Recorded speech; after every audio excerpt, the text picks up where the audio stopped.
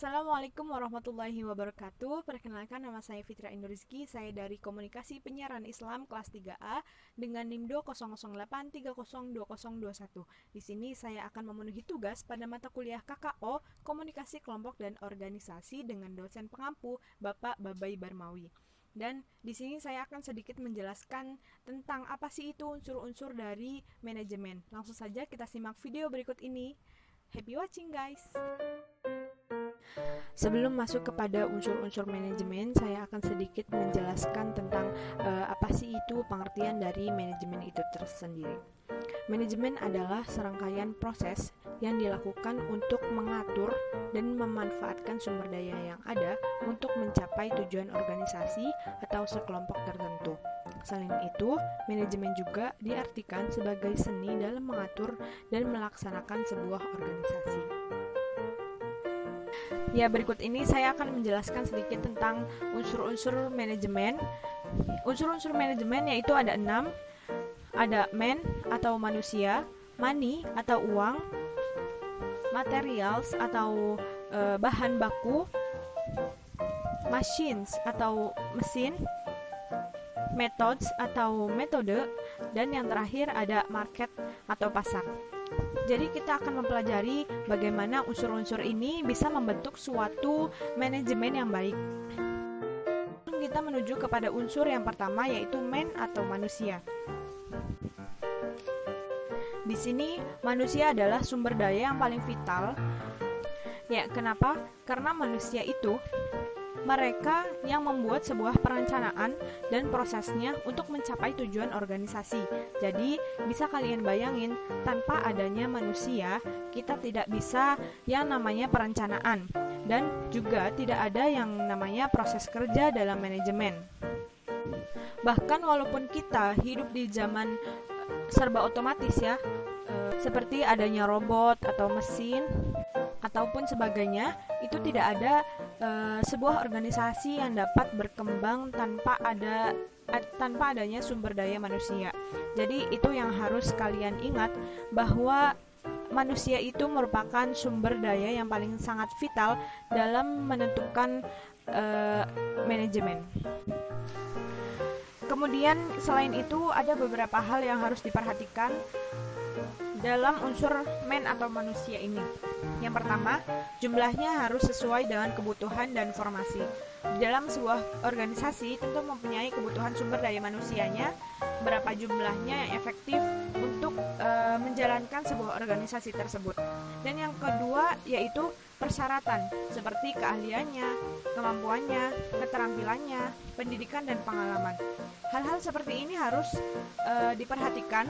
Kenapa? Karena jika sumber daya manusia tersebut tidak kompeten atau tidak qualify dalam sebuah organisasi, maka sudah bisa dipastikan sebuah organisasi tersebut tidak tercapai persyaratan seperti keahliannya, kemampuannya yang harus diperhatikan dengan baik-baik, dengan sebaik-baiknya ketika kita melakukan proses sumber daya manusia tersebut.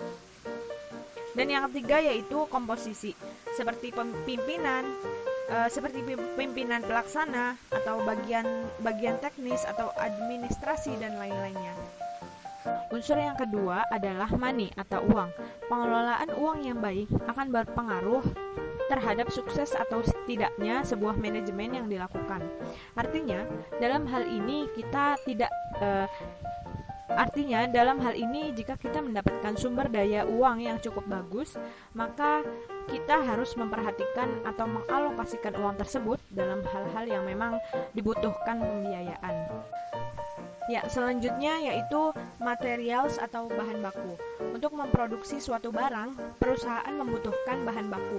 Ketersediaan bahan baku sangat vital atau sangat penting dalam proses produksi, baik berupa bahan setengah jadi maupun bahan yang sudah jadi. Agar kita memproduksi bahan yang baik, dibutuhkan orang yang ahli dalam bidang tersebut. Namun selain itu, kita juga membutuhkan bahan-bahan atau material yang baik, yang berkualitas, agar kita menghasilkan produk-produk yang berkualitas juga. Kemudian yang berikutnya yaitu ada machines atau mesin. Ini digunakan dalam proses pengelolaan bahan baku menjadi bahan jadi. mesin dan peralatan kerja lainnya sangat dibutuhkan untuk memudahkan pekerjaan yang sulit menjadi lebih cepat dan efisien, serta mesin berperan dalam meningkatkan hasil dan keuntungan suatu manajemen atau organisasi.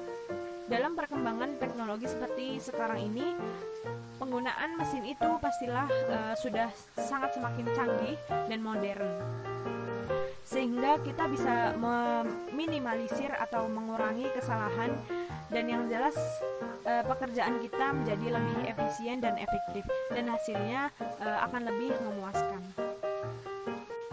Dan kemudian ada yang namanya metode atau metode. Dalam manajemen itu diperlukan adanya beberapa metode untuk menentukan bagaimana sih suatu pekerjaan dapat dilakukan.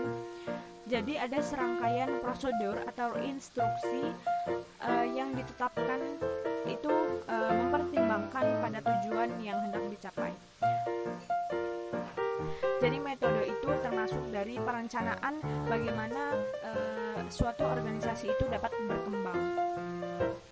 Kemudian yang terakhir ada market atau pasar. Maksud pasar di sini adalah untuk bisa memasarkan hasil produksi dengan baik.